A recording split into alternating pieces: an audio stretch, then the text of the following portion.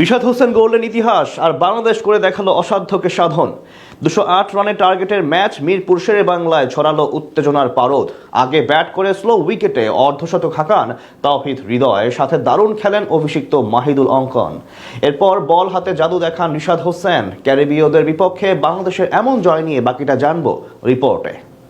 মিরপুরে ক্রিকেট ফিরেছে দীর্ঘদিন পর, কিন্তু তাতেও যেন আহামরি পরিবর্তন হয়নি উইকেটের চিত্র। কালো উইকেটের আচরণটাও যেন ওই অন্ধকারের মতো রহস্যজনক মনে হয়েছে আজ ব্যাটারদের কাছে, যার শুরুটা ছিল দারুণ ছন্দে থাকা সাইফ হাসানের উইকেট দিয়ে। দ্বিতীয় ওভারে রোমারিও শেফার্ডের ইনসুইংয়ে পরাস্ত হয়ে 6 বলে মাত্র 3 রান করে সাজঘরে ফিরেন এই ব্যাটার।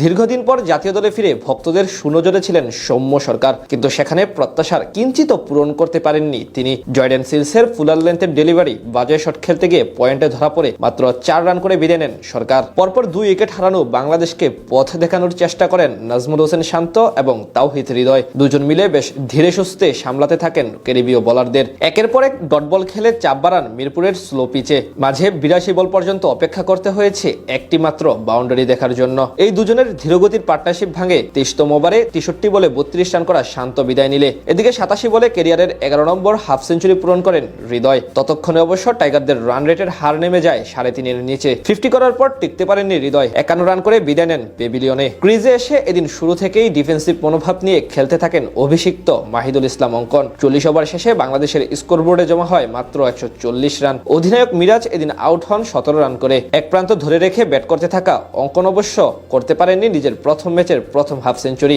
46 রান করে তিনি আউট হন রোস্টন চেজের বলে বোল্ড হয়ে। শেষ দিকে ছোট মাত্রার ঝড় তোলেন রিশাদ হোসেন। তার 13 বলে 26 রানের ইনিংসে ভর করে 208 রানের পুঁজি পায় বাংলাদেশ। জবাব দিতে নেমে প্রথম 2 ওভারে কোনো রানই তুলতে পারেনি ওয়েস্ট ইন্ডিজ। তবে তৃতীয় ও চতুর্থ ওভারে কিছুটা আক্রমণাত্মক হন 2 ওপেনার ব্যান্ডন কিং এবং আওয়েক অ্যাথনাস। চতুর্থ ওভারে 18 রান হজম করেন তানভীর ইসলাম। তবে এরপর টাইগার বোলারদের নিয়ন্ত্রিত বোলিংয়ে ধীরে ধীরে ডিফেন্সিভ মনোভাবে চলে যায় ক্যারিবীয় ওপেনাররা। এদিকে প্রথম 10 ওভারে কোনো উইকেট না পেয়ে চিন্তায় পড়ে যায় বাংলাদেশ। তবে দ্বাদশতম ওভারে বোলিংয়ে এসে দলকে প্রথম ব্রেক থ্রু এনে দেন রিশাদ হোসেন। তার বলে এলবিডব্লিউর ফাঁদে পড়ে 27 রান করে বিদায় নেন অ্যাথনাস। এরপর কেসি কার্টিকে সঙ্গে নিয়ে দলের হাল ধরেন ব্যান্ডন কিং। সময়ের সাথে সাথে টাইগার বোলারদের গলার কাটা হয়ে দাঁড়ান এই দুজন। তবে রিশাদের গুর্নিতে আবারও ম্যাচে ফিরে বাংলাদেশ। 20তম ওভারে এসে তাদের জুটি ভাঙেন কার্টিকে ফিরিয়ে।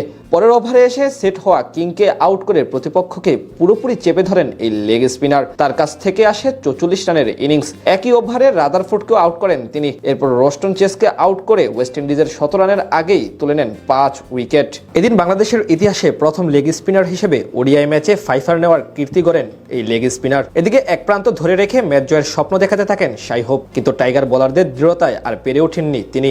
অর্থাৎ সহজে অল আউট করে ম্যাচ জিতে নেয় বাংলাদেশ।